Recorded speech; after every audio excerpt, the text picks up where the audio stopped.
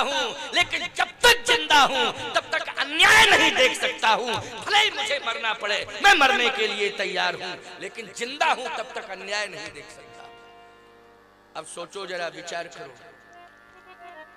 ये है पिता। बोलो है पिता कि नहीं? कितना प्रेम करता है पुत्री से पिता कि जिंदा है तो मरने को तैयार है, लेकिन अन्याय बर्दाश्त नहीं कर सकता है। ये पिता है। पिता के सामने पुत्री दुखी कैसे रह सकती है?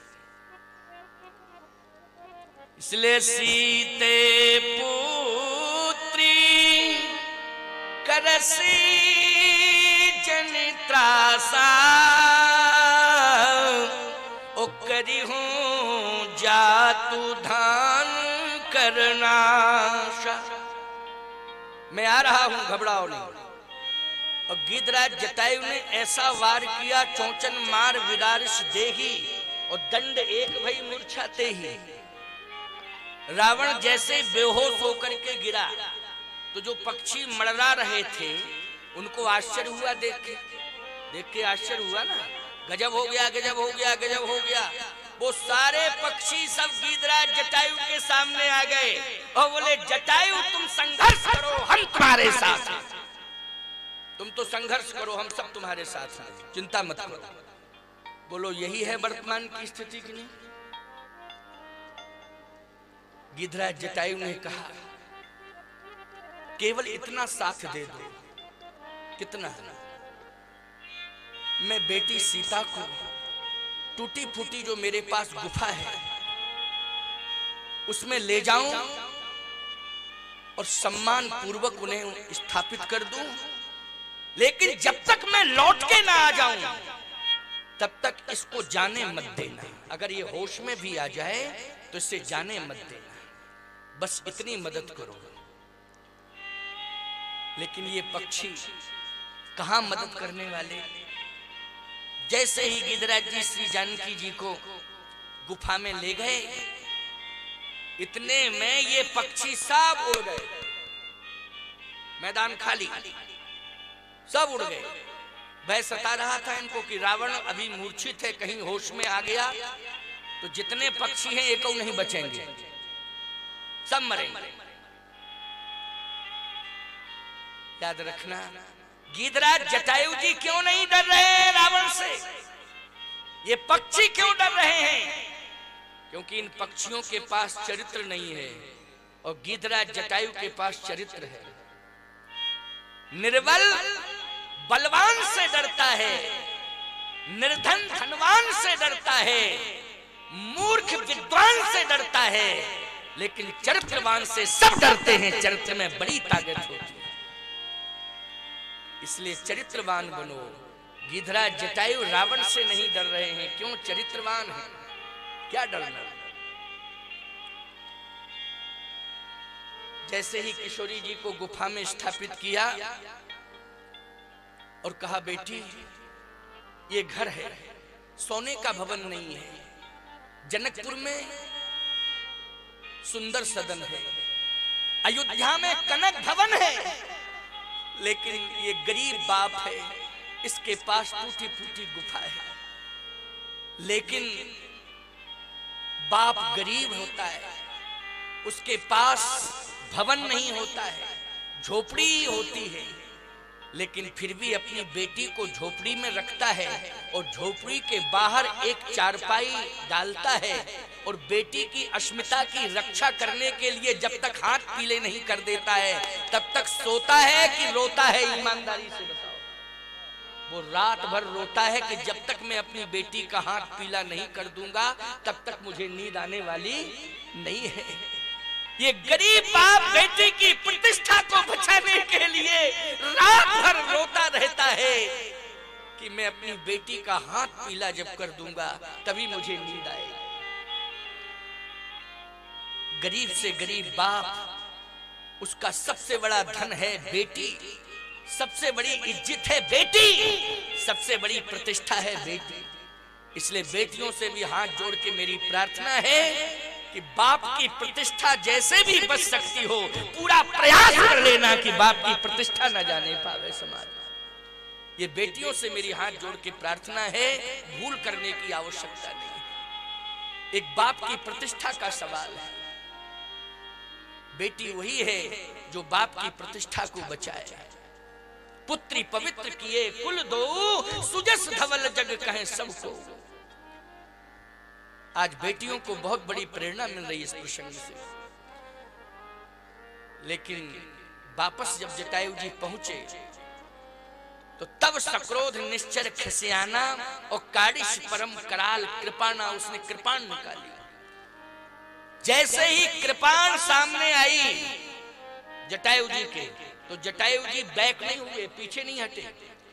कृपाण से भयभीत नहीं है, क्योंकि चरित्रवान मौत को चैलेंज करता है, मौत से डरता नहीं है। बोलो भाई, जो चरित्रवान होता है वो मौत को चैलेंज करता है, मौत से डरता नहीं है।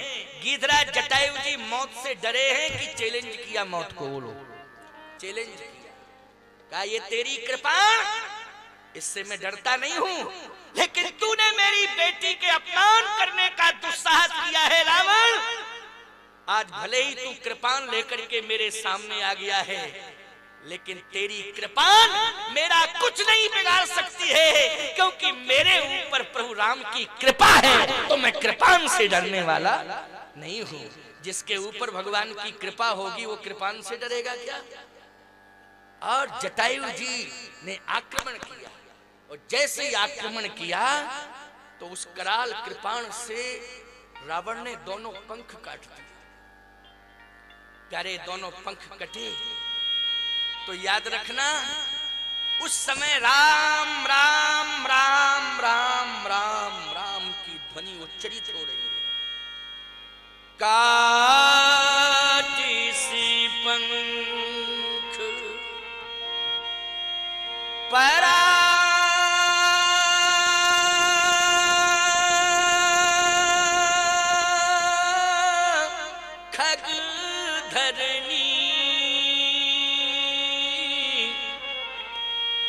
सुमिरी राम कर अद्भुत करनी। सुमिर राम कर अद्भुत करनी। राम राम राम राम कह के गिर पड़े धरती पर। जैसे राम राम राम राम कह के धरती पर गिरे, श्री किशोरी जी ने आवाज सुन ली। देखो, बाप की आवाज करुण पुकार को बेटी सुनती है। बेटा बाद में सुनता है कि नहीं सुनता, लेकिन बेटी जरूर सुनती है। इस बात पर भरोसा कर लो। जून के महीने में तुम चारपाई डाल के अपने घर के बाहर एक वृक्ष की छाया में लेटे हो, ठीक है ना? जून के महीने में तुमने अपने बेटे से कहा कि मैं बूढ़ा हो गया हूं, तू भी मेरे बगल में लेट जा। किसी तरह से बेटा लेट गया। बेटी घर के अंदर लेटी हुई है। उदाहरण दे रहा हूं, सुनते जाओ। बेटी घर के अंदर लेटी है। बूढ़े बाप को रात्रि के 12 बजे प्यास लगी। बगल में बेटा लेटा है। बाप ने कहा, बबुआ ओ बेटा। तो पहले तो तुमने सुना नहीं। जब उसने ज्यादा ही हिलाया डुलाया तो तुम कहते हो हाँ क्या बात है, बोलो। कहे प्यास लगी है, पानी पिला दो। तो तुम्हारी आंखें लाल। कल से तुम्हारे बगल में नहीं लेटे। तुम दिमाग खराब करते हो, पूरी नींद बर्बाद कर दी। खूब नींद नहीं आती है, हमको परेशान करते हो। क्यों भाई, बात गलत बोल रहा हूं मैं? जल्दी बोलो। आंखों में तुम्हारे आंसू आ गए। धिक्कार है, लानत करो। जिंदा में बाप को पानी नहीं दे रहे हो, मरने के बाद पानी देते हो। जियत बाप सम दंगम दंगा, मरे बाप पहुंचावे गंगा। जिंदा जीते जी बाप को पानी नहीं दे रहे हो, बूढ़ी मां को पानी नहीं दे रहे हो, मरने के बाद कहते हो हम पानी दे रहे हैं। लेकिन सावधान, बेटी अंदर लेटी है। बाप की आवाज बेटी के कान में पहुंची। बाप ने बेटी से ये कहा नहीं था कि मुझे प्यास लगी है तू पानी पिला दे, उसने तो बेटे से कहा था, लेकिन बेटी के कान में आवाज पहुंची कि मेरा बाप प्यासा है, पानी मांग रहा है। ईमानदारी से बताओ, रात्रि को 12 बजे एक लोटा पानी भर के बेटी बाप के सामने आ जाती है कि नहीं, और कहती है पिताजी आपको प्यास लगी है पानी पी लो। बोलो, पानी बेटे ने पिलाया कि बेटी ने पिलाया? बेटी जिंदा में पानी पिलाती है और बेटा मरने के बाद पानी। बारे बेटा है? क्यों भाई, गलत कह रहा हूं क्या? फिर भी कहते हो एक बेटा हो जाए, एक बेटा हो जाए, एक बेटा हो जाए। मैंने कहा बेटा बेटा का भजन करता है तू ज्यादा? कहे महाराज बात यह है कि बेटा नाम चलाएगा हमारा। हमने कहा अच्छा बेटी? बोले बेटी तो दूसरे के घर में पहुंच जाएगी, उसका विवाह कर दूंगा, वो दूसरे कुल खानदान में पहुंचेगी। अच्छा, और बेटा? बोले बेटा हमारा नाम चलाएगा। हमने कहा तुम मरोगे और त्रयोदशी नहीं हो पाएगी, तहसील में एप्लीकेशन दे देगा बेटा कि इनका नाम काट के हमारा नाम चढ़ाया। क्यों महंत जी, गलत कह रहा हूं? एप्लीकेशन बेटी देती है कि बेटा? जल्दी बोलो। बेटा देता है कि नहीं? अब कानून वानून कुछ अदल बदल रहे हैं, ये अलग बात है, लेकिन नियम तो यही रहा है कि नहीं रहा है कि बाप का नाम काट के मेरा नाम चढ़ाया जाए। नाम चलाया है कि नाम कटाया है उसने? इसलिए मैं कहता हूं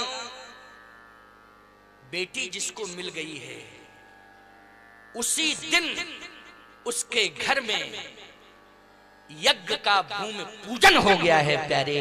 उस घर में यज्ञ जरूर होगा। बोलो होगा कि नहीं? जिस दिन पैदा हुई उसी दिन यज्ञ का भूमि पूजन हो गया। हो गया कि नहीं हो गया? कि इस घर में यज्ञ जरूर होगा। और बेटा जिस दिन पैदा होता है उस दिन बाजे बज गए। क्यों बज गए बाजे कि नहीं? क्योंकि बेटा पैदा होता तो बाजे बजते हैं कि नहीं है? तो इसका मतलब क्या है कि बेटा आ गया घर के, बाजे बज गए। समझ लो।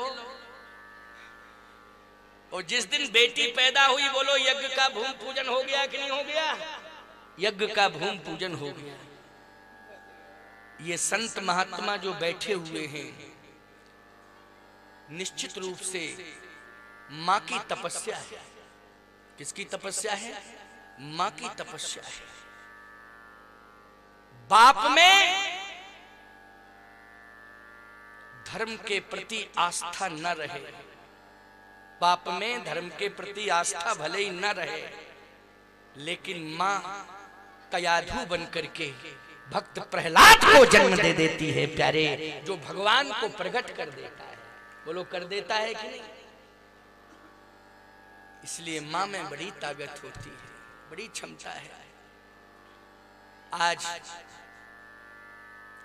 गिरिराज जटायु जी पृथ्वी पर पड़े हैं।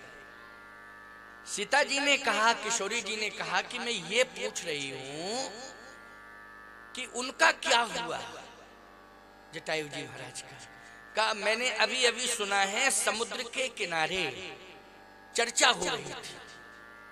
क्या चर्चा हो रही थी? बोले अंगद जी कह रहे थे, कही अंगद विचार मन माही,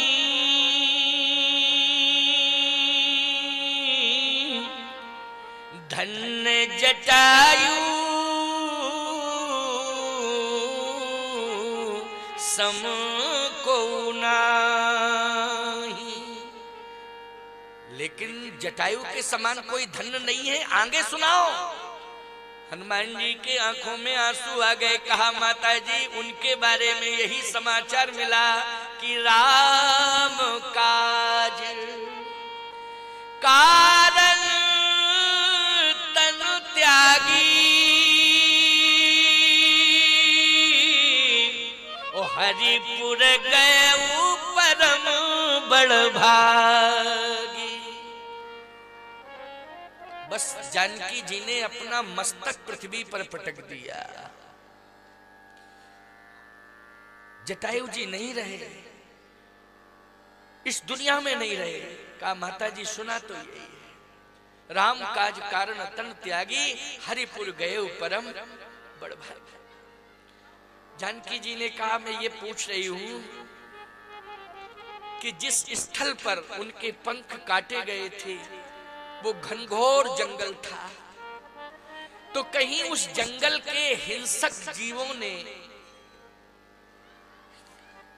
कहीं जटायु जी के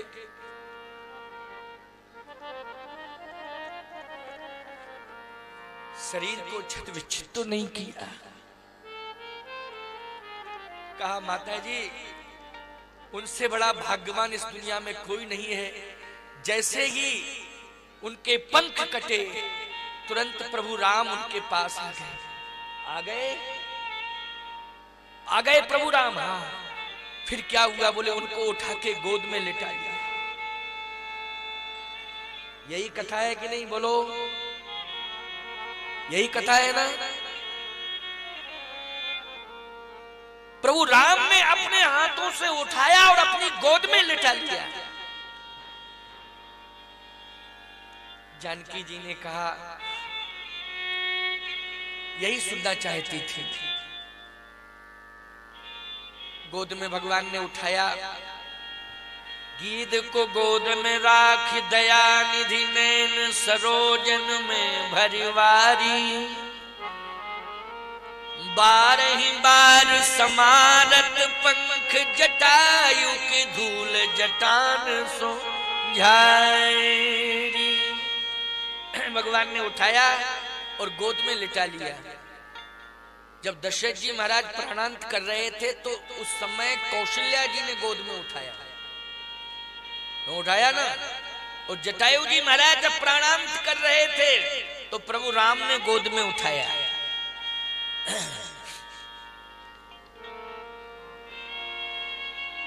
जब आपकी मृत्यु हो उस क्षण आप पत्नी की गोद में हो कि परमात्मा की गोद में? क्या चाहते हो? बोलो। परमात्मा की गोद में। परमात्मा की गोद में ले कहने ही क्या? महाराज दशरथ भी चाहते थे कि राम की गोद मिल जाए मुझे, लेकिन जैसे कहते थे राम तो राम जी थोड़ा सा आगे बढ़ जाते थे, काम आगे बढ़ जाते थे कि नहीं? और जटायु जी कहते थे राम तो राम जी पास आ जाते थे, और दशरथ जी कहते थे राम तो राम जी दूर चले जाते थे। ज्यों ज्यों कहा राम त्यों त्यों राम जी बढ़ते गए, और गीधराज जटायु ने ज्यों ज्यों कहा राम त्यों त्यों गीधराज जी के पास राम जी पहुंचते गए। बोलो पहुंचते गए कि? और पहुंच ही गए, पहुंच गए, उठा लिया, गोद में लिटा लिया। गीध को गोद में राख दया निधि नैन सरोजन में भरवारी, बारही बार समारत पंख जटायु के धूल जटान सो झारी, कर सरोज सिर पर भगवान ने अपना हाथ उठाया। पहले तो भगवान ने लक्ष्मण जी से कहा कि लक्ष्मण बहुत ज्यादा रक्त निकल रहा है, पहले तो रक्त बंद करना है। तो लक्ष्मण जी ने कहा कि रक्त बंद कैसे होगा? कहा एक काम करो लक्ष्मण, जंगल से कोई जड़ी बूटी लाओ, और वो जड़ी बूटी ऐसी लाना कि जिसको लगाने से रक्त बंद हो जाए। लक्ष्मण जी बोले प्रभु जंगल में पूरा भ्रमण कराऊं, खोजूं, लेकिन जंगल में कोई ऐसी बूटी नहीं मिलेगी कि जिससे रक्त बंद हो जाए। क्यों नहीं मिलेगी ऐसी बूटी? कहे सरकार ऐसी बूटी तो आपके हाथ में है, जंगल में नहीं है। बोले हमारे हाथ में तो कोई बूटी नहीं है। लक्ष्मण जी ने कहा सरकार आपके हाथ में ऐसी बूटी है कि जिस बूटी के प्रयोग से त्रैताप दूर हो जाते हैं। त्रैताप होते हैं ना, 3 ताप, दैहिक, दैविक और भौतिक। अच्छा बोलो, संसार में कोई ऐसी बूटी बताओ जिससे तीनों ताप नष्ट हो जाते हो? जल्दी बोलो, है कोई ऐसी बूटी? किसी वैद्य के पास हो तो बताओ जरा। नहीं है। केवल एक परमात्मा के हाथ में ऐसी बूटी है कि दैहिक, दैविक, भौतिक, ये जो तीन ताप है, ये त्रय ताप से व्यक्ति मुक्त हो सकता है। ये परमात्मा के हाथ की ताकत। लक्ष्मण जी ने कहा सरकार आप हाथ रखिए। तो तुलसीदास जी से पूछा गया कि ये सत्य है? तुलसीदास जी बोले बिल्कुल सत्य है। शीतल सुखद छाही जही कर की,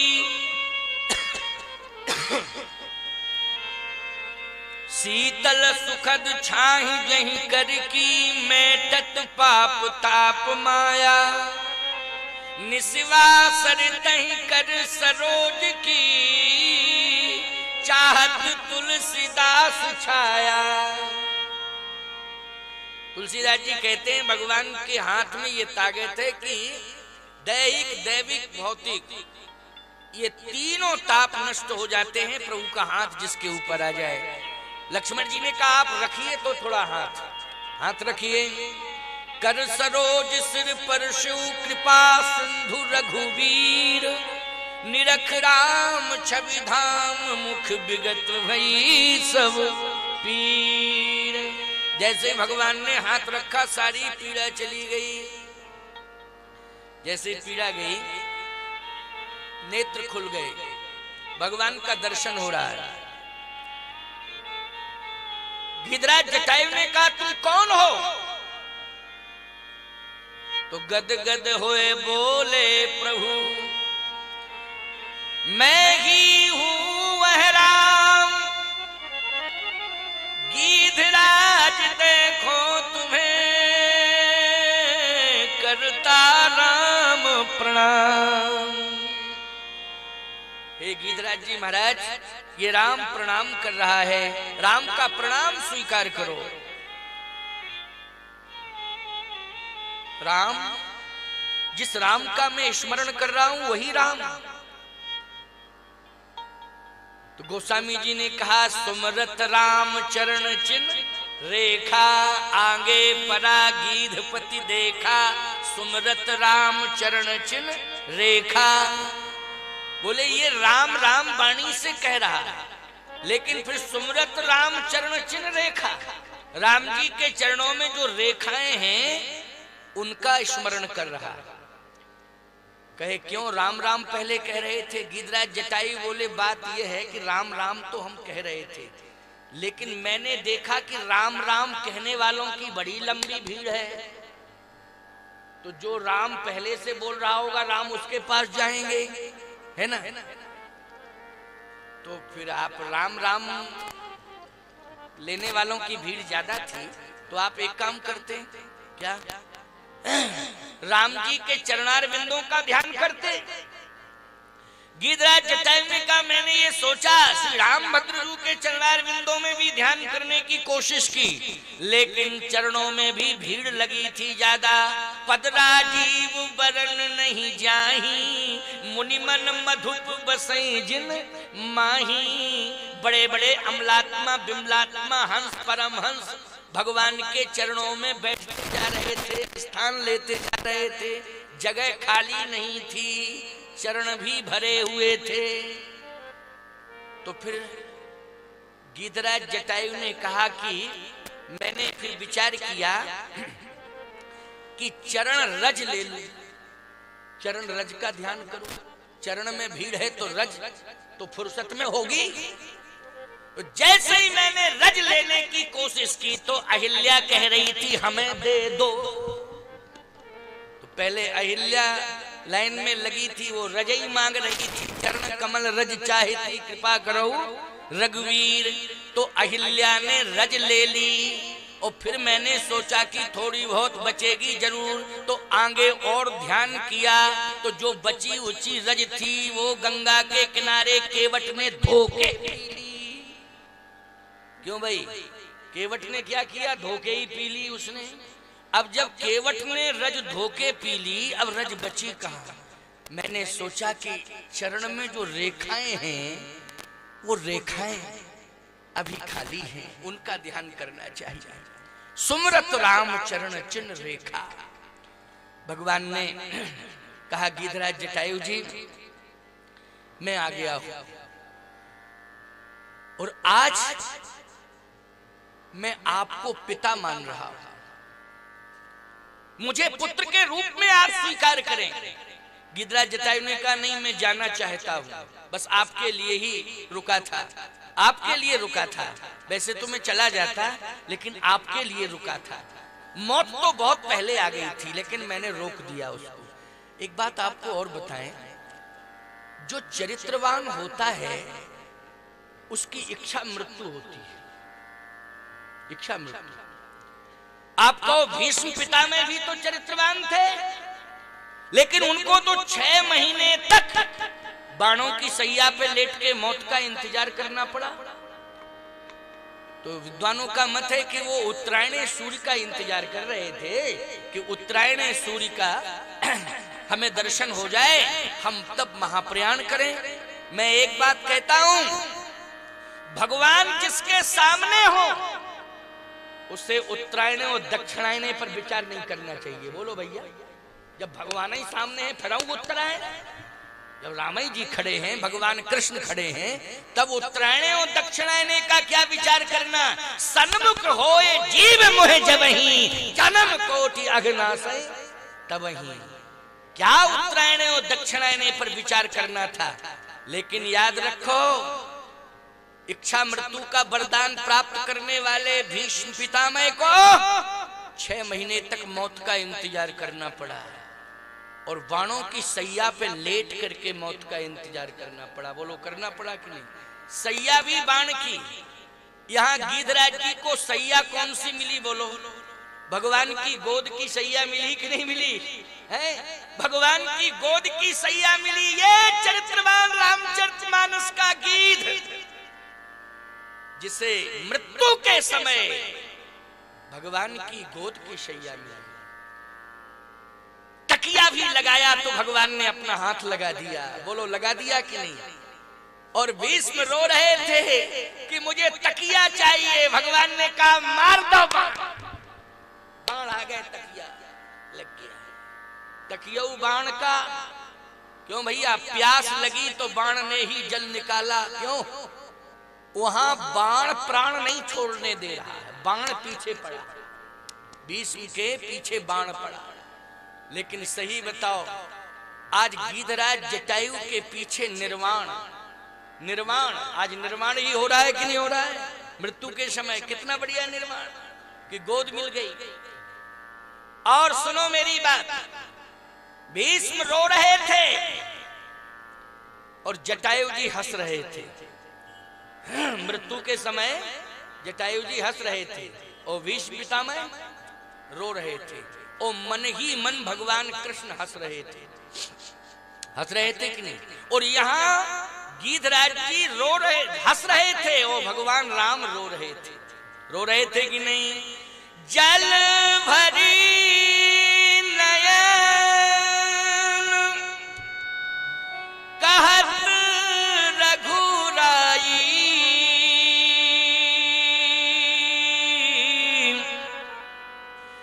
तात कर्म ते निज गति पाई। तात कर्म ते निज गति पाई।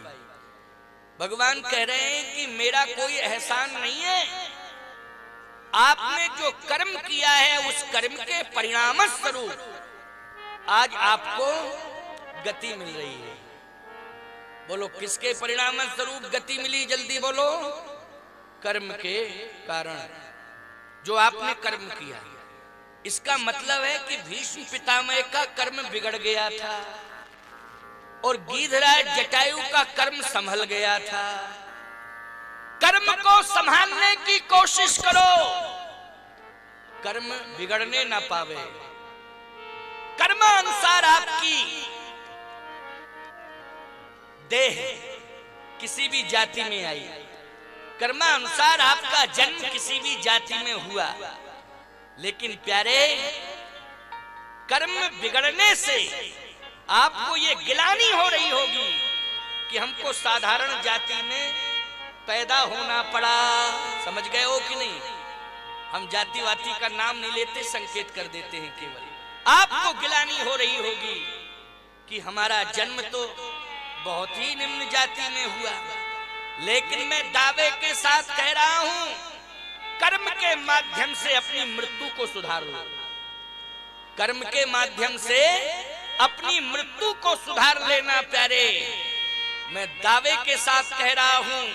महाराज दशरथ ने तपस्या करके राम को पुत्र के रूप में प्राप्त किया था, लेकिन गीधराज जटायु ने सत्कर्म करके राम को पुत्र के रूप में प्राप्त कर लिया।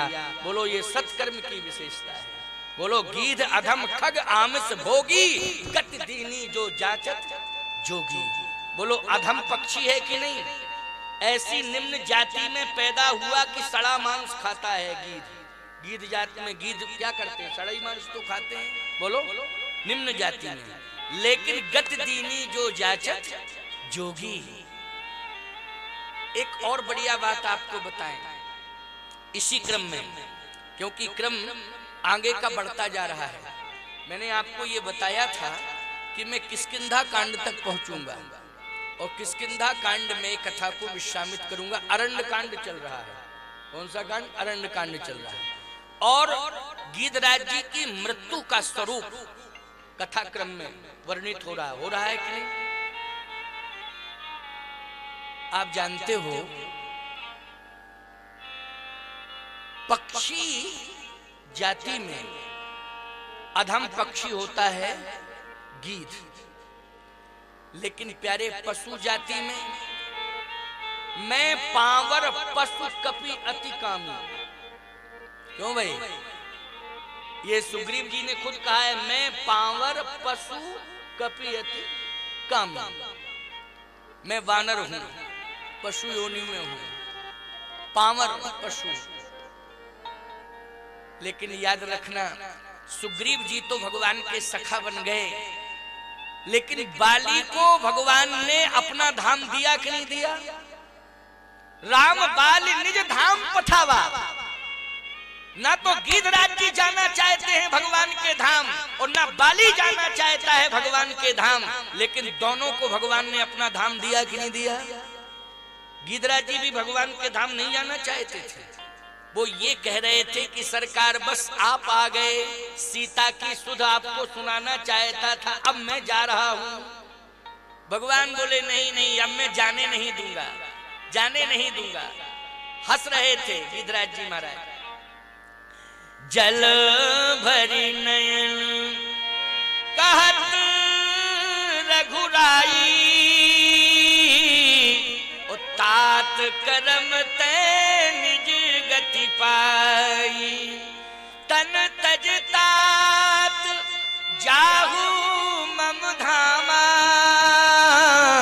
ओ देहो काहे तुम पूर्ण काम। हंसते हंसते कहने लगे अब मैं जा रहा हूं। लक्ष्मण जी बोले एक बात समझ में नहीं आ रही भैया। क्या? कि मरने वाला जीव रोता है मरते समय, लेकिन ये मरने वाला हंस रहा है। ये बात समझ में नहीं आ रही है। अच्छा, जितने भी संसार में मरते हैं, मृत्यु को प्राप्त होते हैं, वो रोते हैं कि नहीं रोते हैं? कर्मों को देख देख के रोते हैं, समझ समझ के रोते हैं। लेकिन गीधराज जी महाराज हंसते हंसते प्राण त्यागने जा रहे हैं, हंसते हंसते। लक्ष्मण जी ने कहा ये आश्चर्य हो रहा है। भगवान ने कहा देखो लक्ष्मण, गीधराज जी से पूछो, गीधराज जी से पूछो कि ये हंसते हंसते प्राण क्यों त्याग रहे हैं। लक्ष्मण जी ने कहा गीधराज जी महाराज ये बताइए आप कि मरने वाला जीव रोते रोते प्राण त्यागता है, लेकिन आप हंसते हंसते प्राण त्याग रहे हैं, ये बात समझ में नहीं आ रही, बहुत बड़ा आश्चर्य।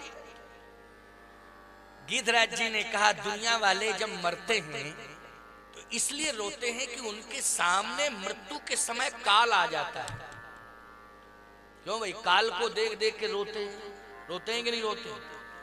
गीधराज जी ने कहा दुनिया वाले इसलिए रोते हैं क्योंकि उनके सामने मृत्यु के समय काल आता है, तो काल को देख करके वो रोने लगते हैं।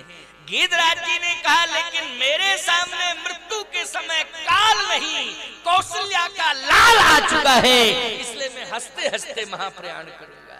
जिसके सामने मृत्यु के समय कौशल्या का लाल खड़ा हो, बोलो वो रोते रोते प्राण छोड़ेगा कि हंसते हंसते? हंसते हंसते। मुख मुस्काए कही तय बाता, मुख मुस्काए, प्रसन्न हो रहे हैं, हंस रहे हैं। भगवान ने कहा कि गीधराज जी महाराज आप जा ही रहे हो तो आज आप मांग लो वरदान। गीधराज जी ने कहा मुझे वरदान नहीं चाहिए। काय का वरदान? कहे नहीं, वो कार्य आपने किया है कि उसके बदले में दूंगा जरूर, और जो मांगोगे सो दे दूंगा। गीधराज जी ने कहा कि मैंने कर्म किया है लेकिन कर्म के बदले में कुछ पाने की इच्छा नहीं रखी, सत्य तो ये है। अच्छा बोलो, बेटी को बाप देता है कि बेटी से कुछ लेने की अपेक्षा करता है? बोलो, देता ही है, वो अपेक्षा तो कुछ करता ही नहीं है, देता ही रहता है, लेकिन लेने की कोई अपेक्षा नहीं। मैंने तो दिया है, मेरा कर्तव्य था जो मैंने किया, कर्तव्य किया है। दिया क्या है? मैंने तो कर्तव्य किया है, देने के लिए तो मेरे पास कुछ नहीं था, कर्तव्य किया है मैंने। और हे प्रभु, देने के लिए कुछ नहीं, प्राण थे तो अब प्राण भी दे रहा। भगवान ने कहा कि प्राण तो मैं बचा लूंगा। गीधराज जी ने कहा नहीं, अब प्राण रखने की जरूरत नहीं है। तो फिर मांग तो लो कुछ भी, मेरी इच्छा है कि आप मांगो। गीधराज जटायु ने कहा देखो देना है और मैं मांगूंगा, जो मांगूंगा वो दे दोगे? कहे नहीं नहीं नहीं, मांगोगे मैं दूंगा। तो फिर सावधान, अब मैं मांग रहा हूं